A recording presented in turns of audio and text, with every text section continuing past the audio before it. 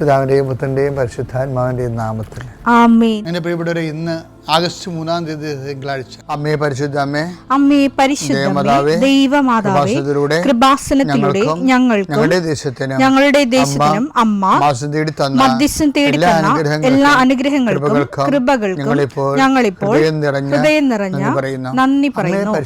അമ്മേ പരിശുദ്ധമേ, ദൈവമാതാവേ, 2004 ഡിസംബർ 7-ാം തീയതി ഉച്ചകഴിഞ്ഞ് 2:30 കൃപാസനത്തിൽ സംഭവിച്ച അമ്മയുടെ പ്രത്യക്ഷപ്പെടലിനെക്കുറിച്ച് തിരുസഭയ്ക്ക് സമർപ്പിച്ചിരിക്കുന്ന പഠനരേഖകളുടെ മേൽ സഭാത്മകമായ പഠനം ആരംഭിക്കുവാൻ ഞങ്ങൾ പ്രാർത്ഥിക്കുന്നു.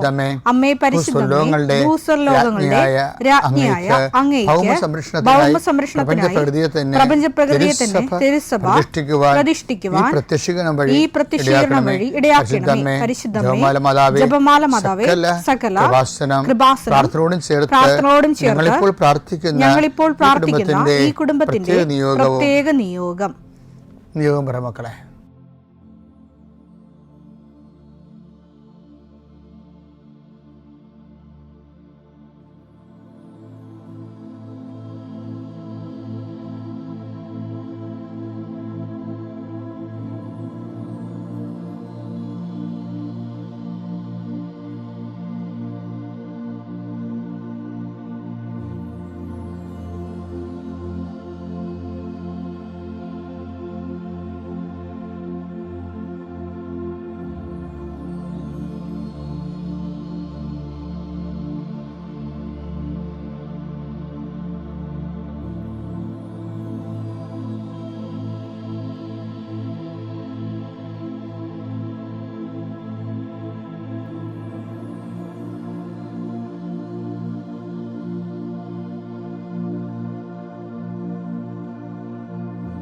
അമ്മയുടെ പ്രത്യക്ഷീകരണത്തിന്റെ ഈ അനുഗ്രഹവേളയിൽ ഞങ്ങൾക്ക് സാധിച്ചു തരുവാൻ കനിയണമേ.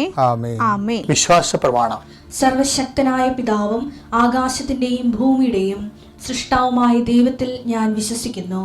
അവിടുത്തെ ഏകപുത്രനും ഞങ്ങളുടെ കർത്താവുമായ ഈശോമിശിഹായിലും ഞാൻ വിശ്വസിക്കുന്നു.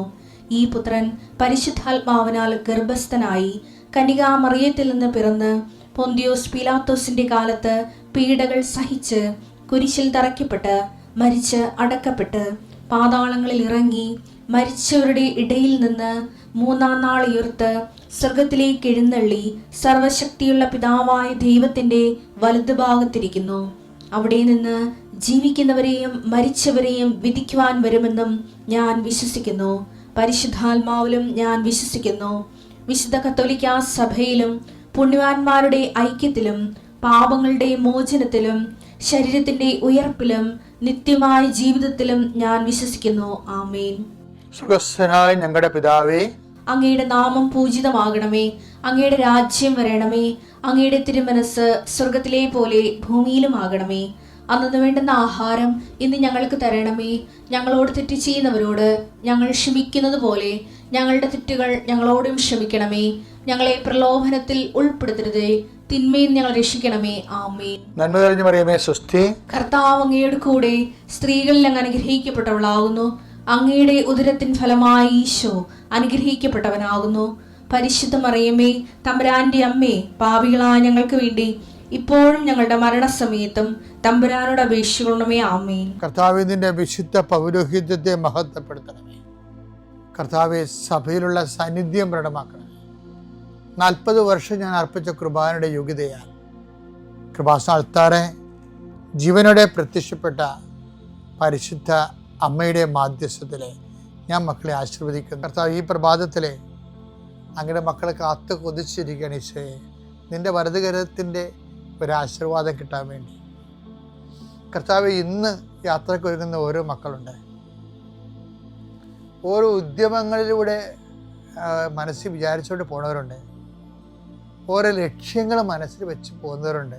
കർത്താവേ, നിന്റെ തിരുമുറുവാർന്ന് ആണിപ്പെടുതാന്ന് വലതുകരം മക്കളുടെ ശിരസ് വെക്കണമേ. അവർ പോകുന്നിടത്തേക്കല്ല, നീ പോകുന്നിടത്തേക്കെല്ലാം ഞാൻ നിൻ്റെ കൂടെ വരുമെന്ന് കർത്താവ് അങ്ങ് പറഞ്ഞിട്ടുണ്ടല്ലോ ഈശോയെ. അങ്ങയുടെ സഞ്ചാര സാന്നിധ്യം അങ്ങയുടെ മക്കളുടെ കൂടെ ഉണ്ടായിരിക്കണമെന്ന് പ്രാർത്ഥിക്കുന്നു. കർത്താവേ, ഉദ്യോഗത്തിൻ്റെ കാര്യത്തിന് വേണ്ടി പോകുന്നവരുണ്ട്, പഠന കാര്യങ്ങൾക്ക് വേണ്ടി പോകുന്നവരുണ്ട്, ജീവിത വ്യാപാരങ്ങൾക്ക് സാമ്പത്തിക കാര്യങ്ങൾക്ക് വേണ്ടി പോകുന്നവരുണ്ട്, ജോലി സംബന്ധമായ കാര്യങ്ങൾക്ക് വേണ്ടി പോകുന്നത് അവരുടെ എല്ലാം കർത്താവിന് തിരുസേന സമർപ്പിക്കുന്നു. ടെസ്റ്റ്, ഇൻ്റർവ്യൂ, പരീക്ഷ, പിന്നെ ഏജൻസി, ക്രയവിക്രയങ്ങൾ, ജീവിതമാർഗങ്ങൾ, വിദൂര യാത്രകൾ, അങ്ങനെ ബന്ധുത്വം മുറക്ക് പോകുന്ന വിവാഹ യാത്രകൾ, ഈശോയെ എവിടെയെല്ലാമൊക്കെ പോകുന്നു അവിടെയെല്ലാം അങ്ങയുടെ മക്കളുടെ കൂടെ നീ ഉണ്ടാകണമേ എന്ന് പ്രാർത്ഥിക്കുന്നു. ഇന്നത്തെ മുഴുവൻ യാത്രകളിൽ കർത്താവ് നിൻ്റെ കൂടെ ഉണ്ടാവുകയും മാതാവ് നിൻ്റെ വലതുകരം ഗ്രഹിക്കുകയും സഞ്ചാരി മാതാവ് രാത്രി നീ തിരികെ വരുമ്പോൾ നിന്നെ ആരോഗ്യത്തോടെയും സമാധാനത്തോടെയും സുരക്ഷിതമായി ദൈവം നിന്നെ തിരികെ എത്തിക്കുകയും ചെയ്യട്ടെ. നിത്യം പിതാമ്പുത്രനും പരിശുദ്ധാത്മാവിനെ ശ്രദ്ധിക്കുക. എൻ്റെ പ്രിയപ്പെട്ടവരെ, ദൈവത്തിൽ നമുക്ക് ആത്മീയതയുണ്ട്, ആനുകൂല്യങ്ങളുണ്ട്. ആത്മീയതമായിട്ട് എന്ന് വെച്ചാൽ ദൈവത്തിൽ നിന്ന് ലഭിക്കുന്ന വസ്തുക്കളുമായിട്ട് നമ്മൾ കണക്ട് ചെയ്യുമ്പോഴാണ്, വിഭവങ്ങളുമായിട്ട് കണക്ട് ചെയ്യുമ്പോഴാണ് ആനുകൂല്യങ്ങളെന്ന് പറയുന്നത്. ദൈവത്തെ നേരിട്ട് നമ്മൾ ദൈവമായിട്ട് കണക്ട് ചെയ്യുമ്പോഴാണ് ആത്മീയത ഉണ്ടാകുന്നത്. അപ്പം നമ്മൾ ശ്രദ്ധിച്ചില്ലെങ്കിൽ ചിലപ്പോൾ ഈ ആനുകൂല്യത്തിൽ തന്നെ നമ്മൾ ജീവിച്ചു പോകും. നമ്മൾ ഇപ്പോൾ ഇവിടെ സാക്ഷ്യം പറഞ്ഞ ചില ആൾക്കാരൊക്കെ ഹൈലി എഡ്യൂക്കേറ്റഡ് ആയിട്ടുള്ള ആൾക്കാർ, അവർ തന്നെയല്ല, അവർ വളരെ സയൻറ്റിഫിക്കായിട്ടും മാത്തമാറ്റിക്കലായിട്ടും ഒക്കെയാണ് ഇതിനെ ഓട്ടോമാറ്റിക് അവർ അനലൈസ് ചെയ്തിട്ട് അതനുസരിച്ച് അവർ പ്ലേസ്മെൻറ്റ് ചെയ്തിട്ട് ഭയങ്കര ഞെട്ടിപ്പിക്കുന്ന ഫലങ്ങൾ ഉണ്ടാക്കുന്നുണ്ട്. ഉടമ്പടി എനിക്കത് മനസ്സിലായതാണ്. അതായത് ഇപ്പോൾ ഞങ്ങൾ 10 കൊല്ലമൊക്കെ സെമിനാറിൽ ഫോർമേഷൻ തിയോളജിയൊക്കെ കഴിയുന്നവരില്ലേ, അച്ഛന്മാർ തന്നെ. പക്ഷെ അവരൊന്ന് ഉടമ്പടി എടുത്തു കഴിയുമ്പോൾ അവർ ഇത്രയും നാൾ പഠിപ്പിച്ചതിനേക്കാളും അപ്പുറത്ത് ദൈവമായിട്ട് ഒരു എന്താണ്, ദൈവത്തിന് നമ്മളെ ചുമ്മാ എഴുതിത്തള്ളാൻ പറ്റത്തില്ല. ദൈവത്തിന് എഴുതിത്തള്ളാൻ പറ്റാത്തൊരാളായിട്ട് നമ്മൾ ഉടമ്പടി നമ്മളെ കൺവേർട്ട് ചെയ്യും. ഉടമ്പടി കൺവേർഷൻ നടക്കണില്ലെന്ന് ചോദിച്ചു കഴിഞ്ഞാൽ നടക്കുന്ന കൺവേർഷൻ എന്ന് പറഞ്ഞാൽ എന്താണ്? ദൈവത്തിന് നമ്മളെ തള്ളിക്കളയാൻ പറ്റാത്തൊരാളായിട്ട് നമ്മൾ മാറും. അതെപ്പോഴാണ് തള്ളിക്കളയാൻ പറ്റാത്ത ഒരാളായി മാറേണ്ടത്? അത് പഴയ നിയമം പോലെ അതിൻ്റെ പ്രൊവിഷനുകളൊക്കെ ഉണ്ട്. എന്താണ്? ദൈവത്തിന് നമ്മൾ ബഹുമാന്യനായ, ദൈവത്തിന് നമ്മൾ പ്രിയങ്കരനായാൽ ആ ദൈവത്തെ നമ്മൾ തള്ളിക്കളയാൻ പറ്റത്തില്ല. അതുകൊണ്ടാണ് നിനക്ക് പകരമായി ഞാൻ ജനതകളെ കൊടുക്കുന്നു. ഒരു സമൂഹം പോലും ഞാൻ വേണമെങ്കിൽ നിനക്ക് വേണ്ടി അവഗണിക്കും. എന്താ കാര്യം? നീ എനിക്ക് പ്രിയങ്കരനാണ്. അത് ദൈവത്തിൻ്റെ ഒരു വലിയ സ്റ്റേറ്റ്മെൻറ്റാണ് ബൈബിളിലാണ്. ഐശയ്യാ 43:4 നീ എനിക്ക് വിലപ്പെട്ടവനും നീ എനിക്ക് വിലപ്പെട്ടവനും ബഹുമാന്യനും പ്രിയങ്കരനും ആയതുകൊണ്ട് ഇത് ഈ 3 കാര്യമാണോ ആകാൻ വേണ്ടിയാണ് നമ്മൾ ഉടമ്പടി എടുക്കേണ്ടത്. എന്താണ്? നീ എനിക്ക് പ്രിയപ്പെട്ടവൻ, വിലപ്പെട്ടവൻ, ഞാൻ വാല്യൂ കൊടുക്കുന്ന ഒരാളാണ് നീ. ഞാൻ ചില സമയത്ത് ആൾക്കാർ പറയവേ, എന്താണ് പ്രാർത്ഥനാ ജീവിതം എന്താണ്? അതൊരു ഫെയ്ത്ത് ലൈഫാണ്. ഉടമ്പടി ജീവിതം എന്താണ്? അതൊരു ഫിഡലിറ്റി ലൈഫാണ്. What the difference between faith and fidelity? വിശ്വസ്തവും തമ്മിലുള്ള ബന്ധം എന്താണ്? വിശ്വാസം എന്ന് പറയുന്നത് ഒരു വിഷയത്തെ ആസ്പദമാക്കി ദൈവത്തെ നമ്മൾ വിശ്വാസത്തിലെടുക്കുകയാണ്. വിശ്വസ്തത എന്ന് പറയുന്നത് എന്താണ്?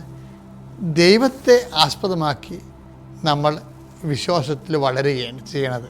അപ്പോൾ വിശ്വാസം എപ്പോഴും ദൈവത്തിലാണ് വിശ്വസിക്കണമെന്നുണ്ടെങ്കിലും വിശ്വാസത്തിന് ഒരു ആനുകൂല്യത്തിൻ്റെ ലെവലുണ്ട്. എന്തെങ്കിലും ആനുകൂല്യം രക്ഷിക്കുക. ഇപ്പോൾ അബ്രഹാത്തിനാണെങ്കിൽ പോലും സ്വന്തം പുത്രന് വാഗ്ദാനമായി കിട്ടുന്നത് ഒരു ഫിസിക്കൽ മെറിറ്റ്സും ബെനഫിറ്റ്സാണത്. അപ്പോൾ പല ഫിസിക്കലായിട്ടുള്ള ഭൗതികമായ ആനുകൂല്യങ്ങളെ ബേസ് ചെയ്തുകൊണ്ടാണ് വിശ്വാസത്തെക്കുറിച്ച് നമ്മൾ പലപ്പോഴും നമുക്ക് ചിന്തിക്കേണ്ടി വരണത്. പക്ഷേ വിശ്വസ്തത ഇതുപോലെ വസ്തുക്കളെ വിഷയമാക്കുകയല്ല. വിശ്വസ്തത എന്ന് പറയുന്നത് ദൈവം തന്നെയാണ് അതിൻ്റെ വിഷയം. ദൈവം തന്നെ വിഷയം. അപ്പോൾ വാട്ട് ഈസ് ഫിഡലിറ്റി? എന്താണ് വിശ്വസ്തത എന്ന് പറഞ്ഞു കഴിഞ്ഞാൽ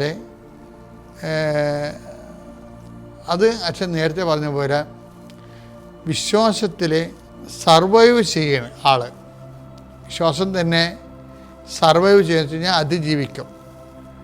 അതിജീവിക്കുക. ഇതിനെക്കുറിച്ച് ഞാൻ നിങ്ങളോട് നേരത്തെ പറഞ്ഞിട്ടുണ്ട്, ഞാൻ ഇവിടെ ആവർത്തിക്കുന്നില്ല. അഗ്നിപരീക്ഷകളെ അതിജീവിച്ച വിശ്വാസം സ്വർണത്തേക്കാൾ വിലയുള്ളതാണെന്നൊക്കെ പറഞ്ഞില്ലേ. ഈ വിലയാണ് പ്രശ്നം. നീ വിലപ്പെട്ടവനാണെന്ന് പറഞ്ഞു. ആ വചനം ഒന്ന് വായിച്ചേ. ഏശയ്യാ 43:4. യെശയ്യാ 43:4. നീ എനിക്ക് വിലപ്പെട്ടവൻ. അതാണ്, നീ എനിക്ക് വിലപ്പെട്ടവനാണ്, ബഹുമാന്യനാണ്, പ്രിയങ്കരനാണ് ആയതുകൊണ്ട് നിനക്ക് പകരമായി മനുഷ്യരെയും നിന്റെ ജീവന് പകരമായി ജനതകളെയും ഞാൻ നൽകുന്നു. ഇവിടുത്തെ പ്രശ്നം വെച്ച് കഴിഞ്ഞാൽ യെശയ്യാ 43:4 നീ എനിക്ക് വിലപ്പെട്ടവനാണെന്ന് പറയണത്. അപ്പോൾ അത് ദൈവം ഏകപക്ഷികമായിട്ട് പറയണതല്ല. ശരിക്കും പറഞ്ഞാൽ അത് യെശയ്യായോട് ആണ് അവിടെ പറയണത്, അഡ്രസ്സ് ചെയ്യണത്. നമ്മൾ കരിസ്മാറ്റിക് കാലം വന്നപ്പോൾ വഴിയ പണവന്മാർക്ക് എല്ലാവർക്കും നീ എനിക്ക് വിലപ്പെട്ടവനാണെന്ന് പറഞ്ഞ് വ്യാഖ്യാനിച്ച് കളഞ്ഞ്. അത് ആൾക്കാർ പറഞ്ഞാൽ ശരിയാണല്ല, നിനക്ക് പകരം ഞാൻ ജനതകളൊക്കെ ഒരു കടത്ത ഈശോ പാപികൾക്ക് പരിഹാരമായ സ്വന്തം ശരീരം കൊടുക്കണത് കൊണ്ട് എന്തെങ്കിലും വില നമുക്കുള്ളത് കൊണ്ടാണല്ലോ. പക്ഷെ ബൈബിളിൽ 2 തരം വിലയുണ്ട്. ദൈവം കൽപ്പിച്ച് കൊടുക്കുന്ന വിലയുണ്ട്. പക്ഷേ ആ ദൈവം കൽപ്പിച്ച് കൊടുക്കുന്ന വില നമുക്ക് തരണത് അതിനുവേണ്ടിയുള്ള പുത്രനെ പോലും തരാൻ നമുക്ക് ദൈവദർശനം ഒരു വില ഉള്ളത് കൊണ്ടാണ്. ആ ദൈവം സൃഷ്ടിച്ചത് കൊണ്ടുള്ളതാണ് വില. താൻ സൃഷ്ടിച്ചത് മനുഷ്യൻ നശിച്ചു പോകരുതെന്നുള്ള ചിന്തയിലാണ്, ആരും നശിച്ചു പോകരുതെന്നുള്ള ചിന്തയിലാണ് ആ വില വരണത്. 1 തിമോത്തി 2:4. ഇത് കേൾക്കണം കേട്ടോ ഈ വചനം. 1 തിമോത്തി 2:4. എല്ലാവരും രക്ഷിക്കപ്പെടണമെന്നും എല്ലാവരും രക്ഷിക്കപ്പെടണമെന്നും സത്യം അറിയണമെന്നുമാണ് യേശുക്രിസ്തുവിനെ അറിയണമെന്നുമാണ് അവിടുന്ന് ആഗ്രഹിക്കുന്നത്. അപ്പം ഈ കർത്താവിൻ്റെ ആഗ്രഹം എല്ലാവരും യേശുക്രിസ്തുവിനെ അറിയണം, സത്യം അറിയണമെന്നാണ്. അപ്പോൾ യേശുക്രിസ്തുവിനെ അറിയുന്നതിന് വേണ്ടിയാണ് നമ്മൾ സൃഷ്ടിച്ചിരിക്കുന്നത് കൊണ്ടാണ് നീ എനിക്ക് വിലപ്പെട്ടവനെന്ന് പറയണത്. അതാണ് വിഷയം. യെശയ്യാ 43:4 പറഞ്ഞത് എന്താണ്? നീ യേശുക്രിസ്തുവിൻ്റെ രക്തത്താൽ വീണ്ടെടുക്കപ്പെടാൻ സാധ്യതയുള്ളവനായതുകൊണ്ട് നീ എനിക്ക് വിലപ്പെട്ടവനാണ്. യേശുക്രിസ്തുവിനെ മാറ്റി നിർത്തി കഴിഞ്ഞാൽ നിനക്ക് എന്തുമാത്രം ദൈവം വില ഉണ്ടെന്ന് നമുക്കറിയത്തില്ലേ. അപ്പോൾ യേശുക്രിസ്തുവിലാണ് ഈ വിലയൊക്കെ മനുഷ്യന് വരണത്. അപ്പോൾ നിനക്ക് പകരമായി ജനതകളെ നൽകുന്നത് തന്നെയല്ല, നിനക്ക് പകരമായി ജനതകളെ മാത്രമല്ലല്ലോ നൽകിയത്, സ്വന്തം പുത്രനെ പോലും നൽകിയില്ലേ. അത് വിലയാണ് ഉദ്ദേശിക്കുന്നത്. ഇനി ഇതിൻ്റെ ഒരു മറുപുറമുണ്ട്. ഇത് ദൈവം യേശുക്രിസ്തുവിനെ പ്രതി നമുക്ക് അസൈൻ ചെയ്തിരിക്കുന്ന ഒരു വിലയാണ്.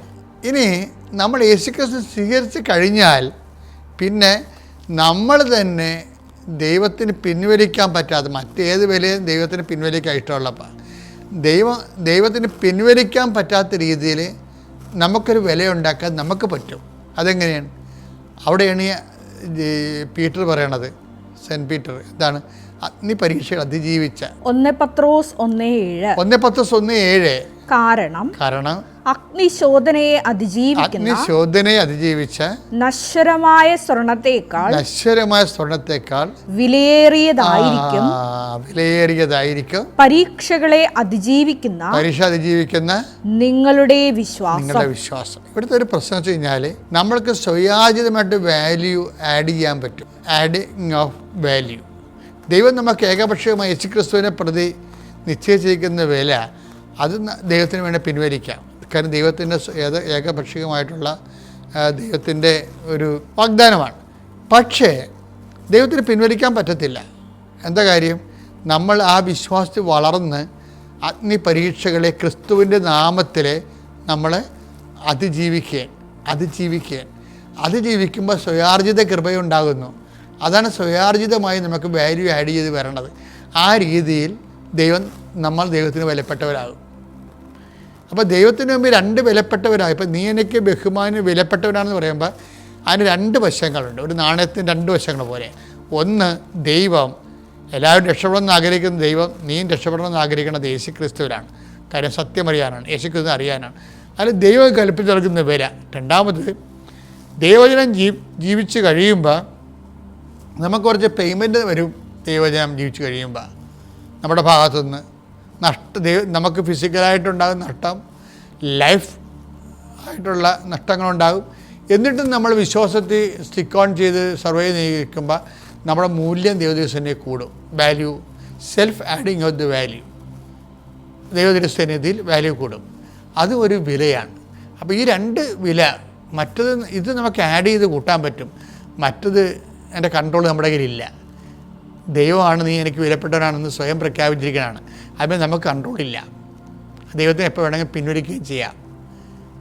പക്ഷേ നമ്മൾ അതിനെ എന്തുമാത്രം ആഡ് ചെയ്യാൻ പറ്റുമെന്ന് നമുക്കറിയത്തില്ല. പക്ഷെ നമ്മൾ തന്നെ അഗ്നിപരീക്ഷകളെ നമ്മൾ സുവിശേഷവിധമായി ജീവിച്ച് നമ്മളതിനെ അതിജീവിച്ച് വരികയാണെങ്കിൽ നമ്മുടെ വിശ്വാസം വിലയുള്ളതായി മാറും. ആ വില നമ്മൾ തന്നെ ക്രിയേറ്റ് ചെയ്യുന്ന ആഡ് ചെയ്യുന്ന വിലയാണ്. അത് നമുക്ക് ആഡ് ചെയ്യാൻ പറ്റും. മരണം വരെ അതിൻ്റെ മൂല്യം വർദ്ധിപ്പിക്കാൻ നമുക്ക് പറ്റും. അപ്പം അങ്ങനെ ഒരു മൂല്യവർദ്ധിതമായിട്ടുള്ള ഒരു പാക്കേജാണ് ശരിക്കും പറഞ്ഞാൽ ഉടമ്പടിയിലും ജീവിതത്തിലും നമുക്ക് അഭികാമ്യം. പിതാവിൻ്റെയും പുത്രൻ്റെയും പരിശുദ്ധാത്മ നാമത്തിൽ.